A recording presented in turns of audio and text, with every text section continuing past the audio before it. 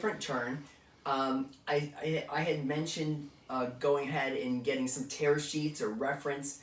Of course, those are words we use in the industry all the time, so we can get printouts and everything. And it's so much easier when you're mixing paints or painting to have the actual items right there. So I picked about 3 different ones that I liked, and of course I had to bring it down to one. So I'm going to use this one today. It's got a really cool color palette, but it doesn't have so many colors that I'll be, 2 more weeks mixing it. So this is actually from a magazine called Nest, N-E-S-T. It's a really cool magazine. They do a lot of European stories, and great paper stock they use on this.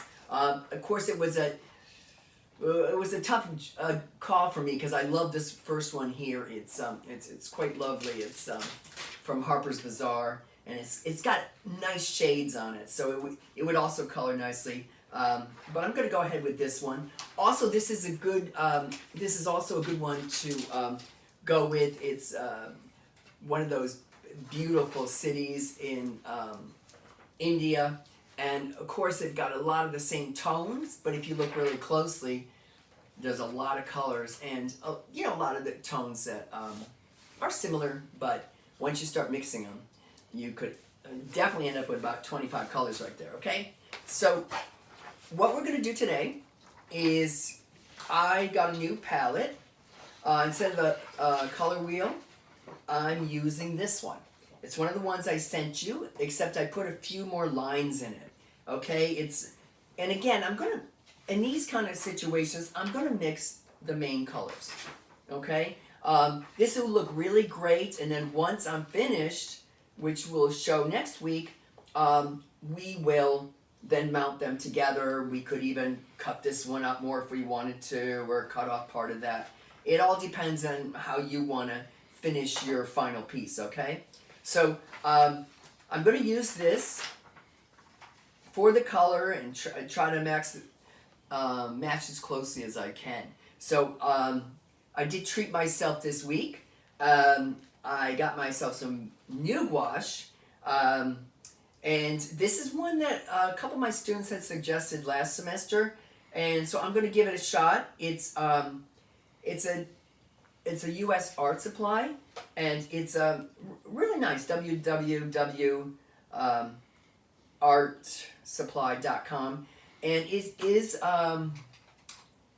is gouache, and it's a beautiful box. I mean, you've got 2 different trays here, so there's like 30 some colors. So for this project, it'll be perfect because, anything that we do on out will have more colors in it. So again, we start like we did last week. You can see right away I'm getting pretty close to these colors. So the good thing about having more colors is the fact that you don't have to just have the primaries and mix them. Okay? So I just want to start with our color wheel.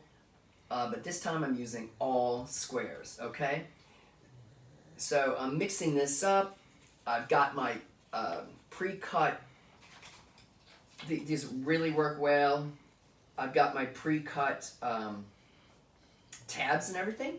So right away, I'm going to kind of pick out my most used colors. You can see right now, look at that, class. That's hitting right into that color. So I'm going to mix these golds, mix some of these whites and grays, and that's going to pretty much that's pretty much going to tally up my palette. Now again, to get this middle color here, I just want to get a little bit more yellow in there. So in this beautiful box I got, there's a yellow green. So I'm going to just put that right in there. As last week, and of course after years of color mixing, I feel confident, especially when it dries, that it's going to pretty well hit this color in here, okay? So again, the wonderful thing about this page that we're doing, you don't have to worry. I want you to keep in the lines as much as you can, but I want you to experiment and enjoy just the idea of starting to paint, starting to get that wonderful gouache in these a lot of these look like triangles, to put that in there. I can tell this is definitely going to be using 2 to 3 coats on this. And again, like we had said last week, we really want to give this a shot and let the paint dry, okay? So before I even attempt to put on another coat, it's very important to let this dry, okay? Now, the other good thing about this is I don't have to use full tones. And this is what we call in industry, and some of you are familiar with that, we call them half tones. So that's when you get your white paint and you're really making half a tone. It's like instead of going full on green, I'm going to use some white. I'm going to put that in my little container here. I'm going to stir that up, and I'm going to play with this because I love the idea of using a tone that works with this. And also, I'm just going to put a little dab in here so you can see already it becomes almost like a mint color, which is quite lovely, and it definitely works with my palette. So the main thing I want you to work with is trying to get the palette here, okay? Again, I'm not really mixing this to anything that's on here, but I can tell you that I definitely need a little bit more paint to give it a half tone. And it's just that. It's really half the tone of what you're mixing. So right away, I'm playing with this, and I'm going to put that right next to the tone that I had just created, okay? And you can see I'm going to have this color go all around and, play with this on the whole piece here. So now I just can feel that, I would like to have a little bit more of this color down in here. I'm going to paint this in. It's really got a lovely, and actually I'm liking these new paints. I'd probably get by with just 2 coats, I can tell already. They got a nice thickness, of course. Again, I'm not, these are students' recommendations, and I always like to listen to my students to see what they're trying. We have been using Winsor Newton a lot, so I suggest, as I do with everything, Holbein is another paint source, the Winsor Newton, and so I personally, when I do things, depending on their color palette, I always like to have extra paints, okay? Again, I've got that nice watercolor thing going on right here. And since I don't have to necessarily worry about matching right on, I'm going to put another tab of, I'm mixing a nice, wonderful, they call it mild green, but it looks looks a little bit more than mild. And again, I'm getting that in there. I'm going to combine it with some of the green I had before.